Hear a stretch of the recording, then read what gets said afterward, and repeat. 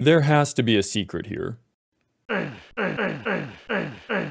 I know it's here somewhere. Ah, here we go. See? I found it. I was first introduced to Heretic when I was 7 years old. My father had bought the game for himself, and when no one else was around, I went into the computer and played it. This is a game for 7-year-olds, right?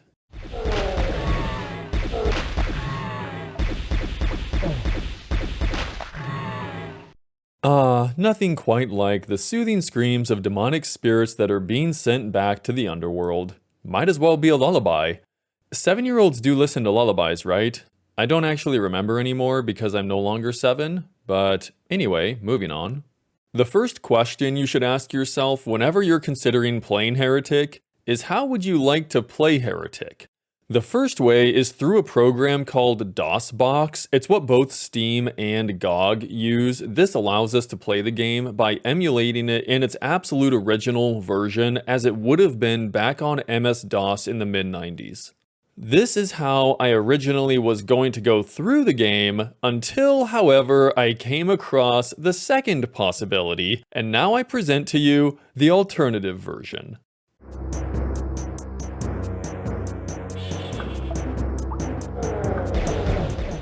There are beautiful high-resolution textures, the lighting is improved, it has widescreen resolution, free look up and down with the mouse, amazing. This is running Heretic through an application called GZ Doom. It has a great list of features and enhancements that really make it a beautiful remastered version of the game. A huge shout out to the people that created this because it's always amazing to see when people come together and create something like this for everybody to be able to use, and it's free. They also made it extremely easy to use because all you need to do is download the most recent version of GZ Doom, go into the folder after it installs, and run the application.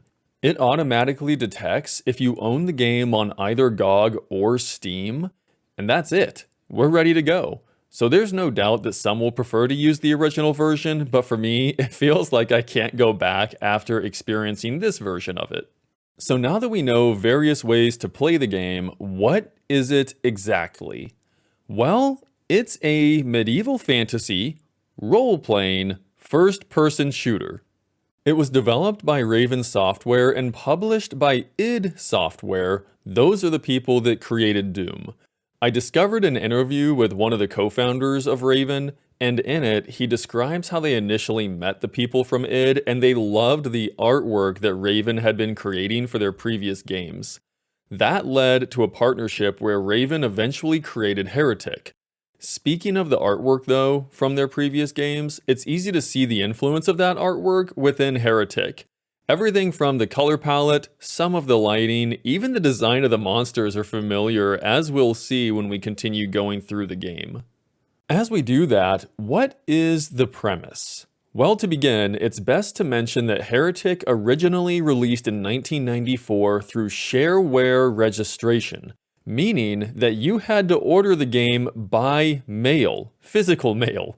Crazy to consider doing something like that today, at least for me. I barely know how to mail anything, it feels like. There's envelopes, stamps, going out and finding a mailbox. It seems so complicated. So anyway, the 1994 version included 3 episodes, and then later in 1996, the retail version released that included 2 additional episodes. It is now called Shadow of the Serpent Riders. All of this to say the game goes back to a time period where story elements were in many cases put into the manual. No fancy cinematics here. In order to learn what's taking place in the world of Heretic, let's pull that manual up. First, I must say I love the cover. The artist did a great job giving it that old, ancient text feel, and they also included pictures or screenshots that show and describe weapons in this world, items that we will come across, as well as monsters too. Of course, it's rare to see manuals inside of any games nowadays, but it is something that's always so nice to see that it used to have so much effort put into it. It really does feel like it adds another dimension to the experience of the game. In a different part of the manual, we learn there's an ancient elf race of sorcerers. Now, I never knew how to say this or pronounce it when I was a child, and I didn't learn until I looked it up for this video. It appears that it is connected to old Irish folklore or mythology and is pronounced she. That is a supernatural race of fairies in Irish folklore. It's actually interesting and nice to see the developers seem to have taken some inspiration from real-life storytelling and mythology. However, in the game, this ancient elf race watched over 7 candles, each representing one of 7 kingdoms of humans. They were also the keepers of tomes of power, and from these books, they read a prophecy of Armageddon.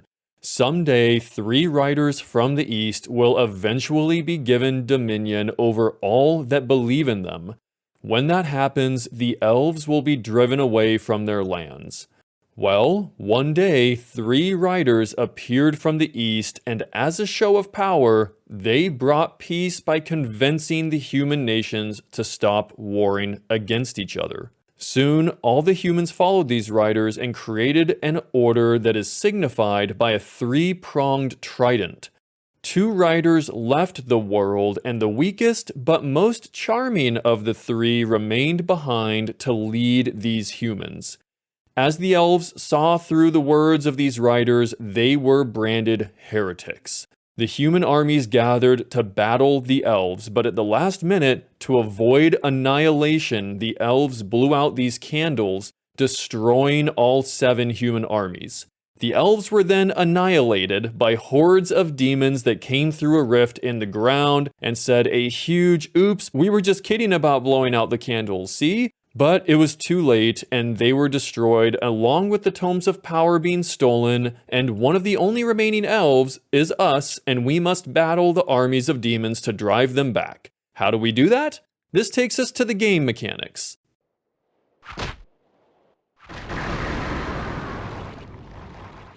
On the surface, Heretic is somewhat simple, but it adds to the charm of the overall experience because complicated doesn't always equal good, and this game is a great example of doing only a few things but doing them all well and with high quality. To start, we go around various levels fighting multitudes of demons that we come across as we also find multiple weapons to use against them. Each one has its own strengths and weaknesses. Some enemies and situations they excel against, other times you need to find an alternative weapon to use. Because each level might have more than one type of ammo compared to other types, this adds a layer of strategy as you must decide which weapon to use and against which enemies depending on your supply. The individual weapons will definitely be showcased as we come across them during the story portion.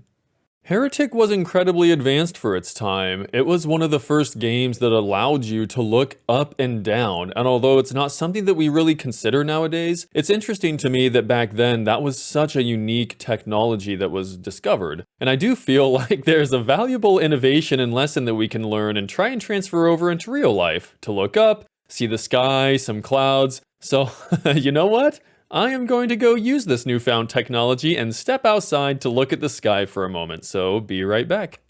This game was also one of the first-person shooters to have an inventory system. There's different items like a ring of invincibility that changes the screen color so you know when it's active, an egg that turns enemies into chickens. Back! Get back, please! Stop chasing me, I don't have any more food for you. Ah, see? My hand is empty. Then there is also many people's favorite item, the Tome of Power. This item makes all of your weapons essentially supercharged. They do extra damage, and it also changes their effect.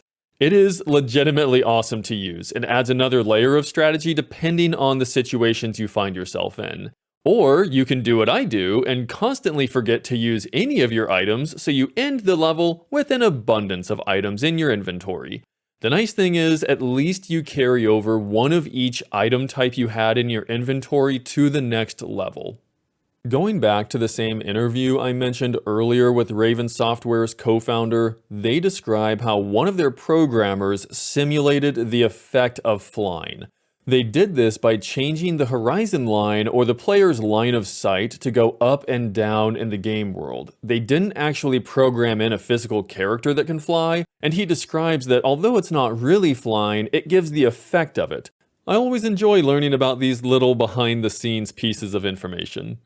Lastly, every level has you finding keys that open doors they correlate to, and you'll know which door it is based on the color of the orbs next to the door. For example, you always need to find the yellow key to open the yellow door, the green key for that green door, and then, as nobody probably can guess, the blue key goes to the blue door. As I'm saying this, it sounds somewhat repetitive, and in a way it is, but at least it gives a feeling of familiarity so you know the basics of what needs to be done in every level.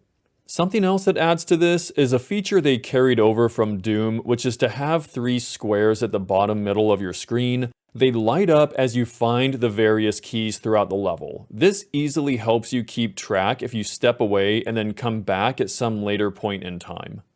Next, we'll look at the game sound, and you might think for a game that originally released in 1994 that it could be rough around the edges. But the sound is something that really stood out to me as I went through the entire game and experience. So for example, every enemy has a clean, crisp, and unique sound, so you know exactly which one you're up against, even if you don't necessarily see it.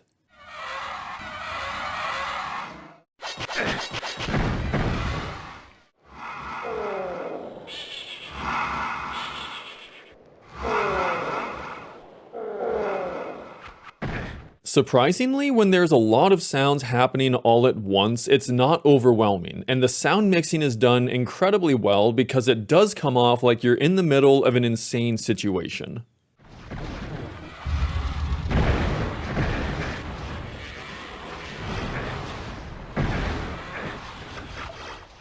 I'm sure it can be easy to look at this and everything I'm saying and point out that, well, yeah, obviously almost every game has different sounds, so why am I praising this one? But I think it's the absolute uniqueness of it all in Heretic that makes it so impressive to me. It's the excellent sound design that extends to the weapons as well, because when you hear one of them shooting, you know exactly which one it is.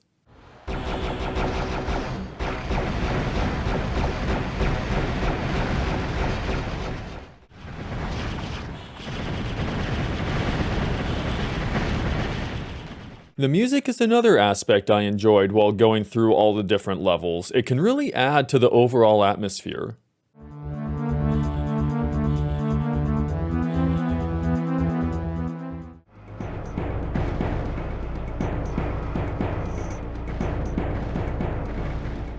Other music seems to be explicitly tailored for exploring or making your way through hordes of demons. With that, I hope everybody enjoys the following well-crafted and exciting clip that I was able to record to display this style of music in its prime conditions.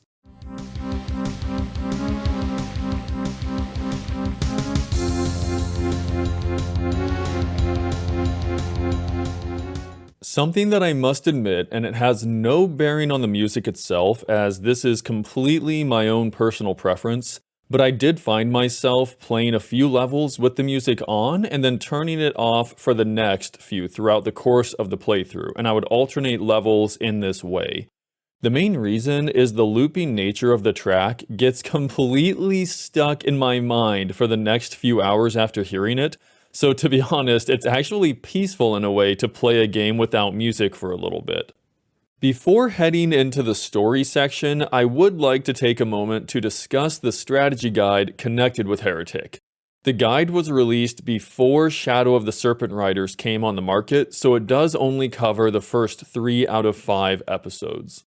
I recently found this guide in the garage after a little over 25 years of not seeing it, and the first thing that came to me was how amazing it is to rediscover this, and that the front cover has some beautiful artwork. There's something about the face of the main character looking stoic or concentrating, no emotion, yet facing all of these monsters. And the skeleton warriors are so full of detail as well that it all comes together to create this grand fantasy style image. One of the things that also stuck out to me when going through this guide is at the beginning there's a great acknowledgement section where the author points out all the hard work of the many people that went into both the book and the game. They even include a section where they ask for feedback about the book, and that is definitely not something that I typically see, and I believe it shows they were probably open to hearing all kinds of feedback about it. It's actually refreshing to see that kind of thing, and I definitely appreciate they added it in. If anyone ended up skipping the manual and went straight for this guide, there is a section discussing the story and how the serpent rider that stayed behind in this world and we are tasked with finding is called Disparal. At least I believe that's how you pronounce it. It could be Disparal, but I think it's Disparal. Or I could go with the pronunciation that everybody probably agrees would be absolutely correct, Disparil. Okay, no, I'm going to go back to Disparal. I'll stick with that. As we go through some of the pages within, there are a few screenshots of monsters and weapons that do show you in a pretty clear fashion what it is despite being black and white. It is extremely helpful when they describe a weapon, for example, and you see the picture of it so you know what it looks like in the actual game world. However, other screenshots, I will be honest, I'm not too sure what I'm looking at. So this is, for example, supposed to be a skeleton. Okay. And then this next one is of the Ring of Invulnerability item. Interesting. Something I found impressive while going through and using the guide are definitely the mission maps. They are so highly detailed and well laid out that they really helped me when I would occasionally reference them to find where secrets are located throughout the maps. They even went so far as to include abbreviations across the entire area of ammo and monsters. That's at least based upon the second highest difficulty, which is how the guide was written. The most helpful, though, I believe, is where they include the numbers that correspond to a labeled section showing the path that you can take. The overall writing, though, is well done, and I do get the feeling that an extra level of care was taken to try and make this guide unique. They even partly used Old English to describe the steps. So for example, they say thou wilt and thou startest, things like that. So this will definitely not appeal to everyone, and I can 100% understand why. For me, it adds a wonderful touch of atmosphere and flavor that fits the overall theme. This is the point where I must confess I have an enormous weakness. It is so incredibly difficult for me to read instructions laid out in this format.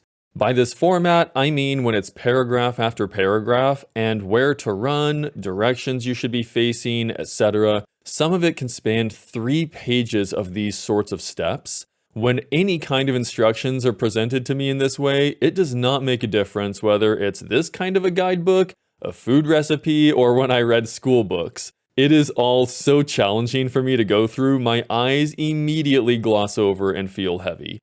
It is much more helpful, for me at least, when screenshots are included to help break up the text or maybe include some of the original artwork or sketches from the artist to break it up in that way too. Now, I know it probably sounds like I'm describing that I'm unable to read something if it's not a picture book with big, shiny images, and it's exactly as it sounds because that would be very helpful. I would still say I enjoyed going through it, and there is an incredible appreciation in me for this particular book because of the history that I have with it, and it wouldn't feel the same if I had picked up another Heretic strategy guide. So in terms of recommending it to others, it truly depends on your own preferences. If you don't mind the style of text and the instructions, then it could be great for you. I did find myself primarily using the Heretic wiki when I couldn't find secrets because instead of the secrets being within the paragraphs of text, they are separated and labeled nicely amongst the rest of the general guide on the website. As we begin our search for the serpent rider called Disparal, it wouldn't be a 90s game without having cheat codes be part of it. So I initially played through on the Black Plague Possesses Thee. Cheat codes are not allowed there, and then afterwards when I needed additional footage, I went back on one of the lower difficulties, which is great because then I can use cheat codes, and one of my personal favorites, Look Like a Chicken. Hi, excuse me, have you seen anyone named Disparal around lately? No? Okay, well thanks anyway. Have any of you come across a serpent rider and can point me in the right direction? Okay, it doesn't look like they're able to help, so oh well, it was worth a try. While Heretic does have a story and is by no means low quality, it is more in the background. But whatever it lacks in terms of in-depth storytelling, it definitely makes up for with displaying atmosphere and the art direction and the exceptional level design and gameplay itself. For an example of that art direction, we can look at the map that's displayed after each ending of a level within the first episode. Vivid colors, buildings are displayed in a 3D fashion on top of an old-fashioned map that's laid out on a table. I always loved staring at it for a while when I was a child, and I still do even now. This art style connects directly to episode 1 because it consists of primarily old medieval architecture, and considering the technology they had at the time for the developers, they did a tremendous job displaying this. It feels like you're constantly battling in castle courtyards surrounded by these stone textures. Occasionally there is some bright blue water as well to contrast the gray of the stone, and the skybox in the distance is also great because the brown mountains and the gray sky add to that feeling of being isolated in this world. There are a few highlights of levels within this first episode for me. So for example, level 4, the guard tower, has one area with an incredible mixture of buildings and water. It feels both open and confined in the way they set this up. You then go to the later part of the level, seeing enormous towers around you, and the high walls that you're surrounded by really evoke images of medieval castles. Level 5 is called the Citadel and also has a wonderful layout where I legitimately found myself after having cleared away all the enemies just flying around and looking at the level and the design and layout of all the buildings. A complete change of pace after those previous ones is then going to the Cathedral.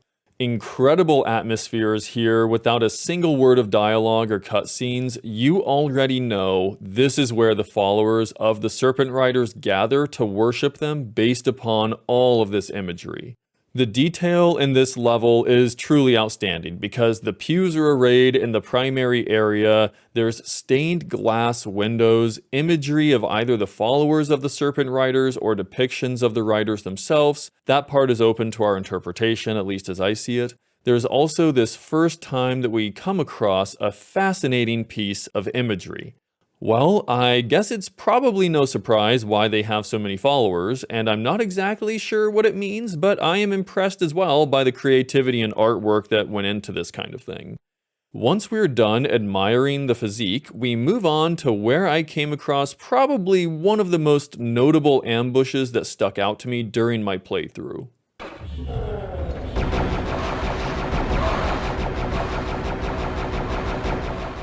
That right here pretty much encapsulates why Heretic can be so great at so many points in time, so if you think that this looks great, you probably will have a good time with this game. There were a few weapon highlights I was using during this time in the episode, and the primary one would be the crossbow. It's a classic, and might be my primary weapon to use because the abundance of ammo that you typically find around the various levels. Its empowered version is incredible in all situations because it shoots so many projectiles, it really increases the damage output. The Dragon Claw is another strong weapon as it has auto-aim and instant hit detection against enemies. The powered up version is also pretty incredible because I always enjoyed seeing all the spikes fly around whenever you use it, and it's so good at clearing a large group of enemies. The final level of episode 1 has us facing off against 3 gigantic faces. Now thankfully they are initially facing the other way. They are called an Iron Lich, and this is the first boss battle of the game, and it is appropriately epic based on the insane number of projectiles and tornadoes they throw at us. We make our way through them and then the horde of demons in the next room to complete episode 1. This is the first time we are presented with story in the game, and it's through the form of text on the screen. We learn we just cleansed undead from this plane of existence, and in order to stop any additional ones from coming through into this world, we must step into a portal and go to their dimension. Because I completely forgot about the story when going through the game right now, it came off as a little abrupt when it was presented in this way. I do believe it could be best to spread some of this information throughout earlier missions so we know we're heading into the major boss fight at the end of the episode ahead of time. Moving into episode 2, however, the environment is completely different. The skybox is now a deep red, and there are the two extremes with levels that often alternate between having lava throughout and also large amounts of ice. I can definitely see the theme that the developers were going for and the way they changed the look of this episode. Level 4 is a beautiful example of this, where the lava and ice is mixed together throughout the entire area. You really get the sense that you're in another dimension. As this is a level that stood out as an absolute highlight to me of episode 2, it would be another great time to comment on some of the weapons that were highlights as well going through the second episode. The Hell Staff I used all the time, especially in later levels because of its high damage output.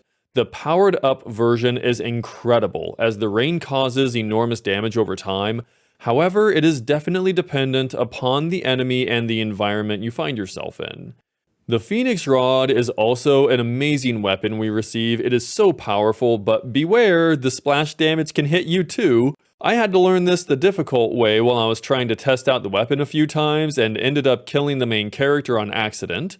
The powered up version is a flamethrower, such high damage, but again, very short range. The Fire Mace, compared to the previous two weapons, is rather strange because it's weak when shooting normally, and powered up, it shoots what can only be described as an enormous pinball, at least that's what it looks like to me. It one-shots all non-boss enemies. However, very awkward because it is such a slow-moving projectile, so unless you find yourself in the right position, very difficult to use. But in terms of creativity of shooting an enormous pinball that one-shots all non-boss enemies, it's great. This is another example when I came across it on level 5 in this episode of how Heretic seems to be able to tell some of its story through the atmosphere and imagery. Now, we don't really know how this fits into the game world, but it speaks to there being potentially deeper aspects that we just don't know about. When we go to the final level of this episode, the map continues its wonderful art style that was set by the example of the first episode. This was also another standout level for me because it told me the developers understood how to build tension by placing you in this small confined area with only a button to press. When you get to the top, countless monsters are all around you in this large fighting area. There's so much dodging of all the various projectiles. This is also where we meet the big boss, or in this case, bosses. Meet the Molitor. First off, what a fantastic monster design. It's a true challenge in this fight because they have high health and deal high damage. It's also great because you need to use so many weapons and consistently dodge all of their attacks. Thankfully, the developers and the level designers added in all of these archways to help with cover. What better way to defeat the final Molitor than with all the power of a dark Sith Lord shooting bolts of lightning through the fingertips? After defeating the final Jedi, another portal opens that might be the way home, but stepping through, there's only laughter, and it appears there's a dome overhead where the sky should be. We're now in the Dome of Disperal. Looking up reveals a new, deep blue skybox with what appears to be arches holding it up. This is again great contrast compared to what we saw previously. Now, in this episode, water is the primary theme, and it also reminds me of some ancient Roman tiles because of the setup that they have in different parts of the levels in this episode. The beautiful aesthetic and color that we see on display here is also mirrored again by the look of the overhead map when we move to the next level. A highlight here is level 3, the Confluence. Large open area, water all around, waterfalls. Whoever designed this level, you did a great job. When we eventually make our way to Disparal in the final level, this part of the game was interesting for a few different reasons.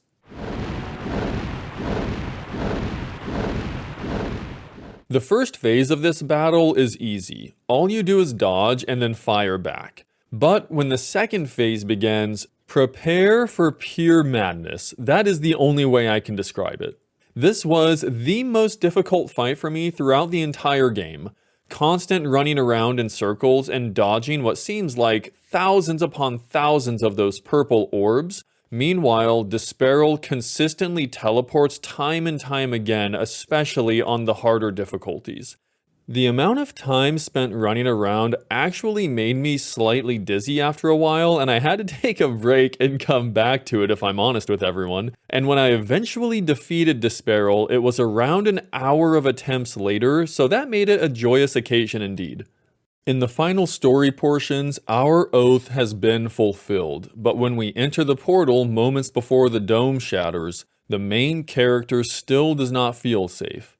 Now, although the text is cut off at the bottom because of the resolution, it says, "What about the other Serpent Riders?" This means we're done with the original version of Heretic and now moving into Shadow of the Serpent Riders with the final 2 episodes. If Disparal is the most challenging battle, then level 1 of the 4th episode had to be the most challenging level in the game, for me at least. It requires a completely different playstyle from everything that we've done up to this point, and I do appreciate overall that they tried to add some kind of a different flavor or style to the gameplay, where you actively avoid certain fights and they push you to conserve your ammunition and not engage every enemy. However, I would say it's definitely not my preferred playstyle compared to the rest of Heretic, so this is where I went back and lowered the difficulty to 4 because I prefer to have more ammunition for the enemies available to me. And I would say if anyone else is coming across this as well, don't be afraid to lower it because the enjoyment you're having while going through it is definitely primary. The overall theme of this episode draws inspiration heavily from the first, where levels have that stone and castle vibe about them. There were multiple small areas within some of the levels that did stand out to me while I went through them. For example, there's this kind of crypt that we see on level 3, and it has a great contrast, and I can almost imagine someone going through in the level design process and placing everything specifically. Did anyone else purposefully go out of their way to shoot down these gargoyles into the lava? I remember doing that as a kid, and for some reason it feels just as satisfying to do it now. We are introduced to a new mechanic at this point where you have to open things by shooting them. Tricky. Going to the last level, there is this awesome looking bridge in the middle that's really fascinating because it constantly lights up and goes into darkness, and it has this contrast about it through the different sections. This is an example to me of the developers trying something new, and I'm glad they did because it immediately stuck out to me and added to this level. After an incredibly tame last fight compared to the previous episode endings, it appears that we were banished to a realm that Disparal conquered previously. After having cleared out that land, we now enter to the very heart of where Disparal originally was spawned. Moving into the first level of episode 5 also felt like utter madness as I went into it. Somehow it did seem easier though than the opening to episode 4. A lot of the monsters end up fighting each other, and that makes it easier, at least somewhat, so that's where I decided to move the difficulty back up. Level 2 was a standout for me because there are multiple waterways that you can make your way through, some waterfalls, and a gorgeous environment overall to look at. It was a true joy to go around and experience this. There is one mechanic though that I came across while recording that I would say I would prefer to not have it in the game. I ran around the level time and time again and could not figure out how to proceed. I came to this waterfall probably a good 5, maybe 6 times, and it wasn't until I officially ran over the waterfall that an event was triggered and the next area opened up. It is possible though that this was a mistake and it was made during the process of the level and wasn't caught until after its release. I would say though that episode 5 had the highest number of levels that I had a great time going through that stuck out to me. There's level 5, for example, where there is an enormous castle surrounded by water with some great views when you're flying around. I had a great time, again, going through the level just exploring. Then level 7 was another castle, maybe the largest level of the entire game, with an enormous outdoor courtyard and a complex castle on the interior, another one that I had a great time going through and exploring while flying. The last level puts you up against 8. Yes, 8 Molotors. Prepare to run for your life for minutes upon minutes on end in circles, strafing while shooting constantly. Although it is a tough fight, it was easier overall compared to the Disparal one, and I still did feel slightly dizzy because of the amount of running around that you need to do, and it is unique, and the level itself is nice to look at, especially once you officially defeat the final Molitor. This brings us to the end, where we step into the final portal not knowing where we are being transported to. But we go to meet our fate, and that's the ending of the Serpent Riders portion.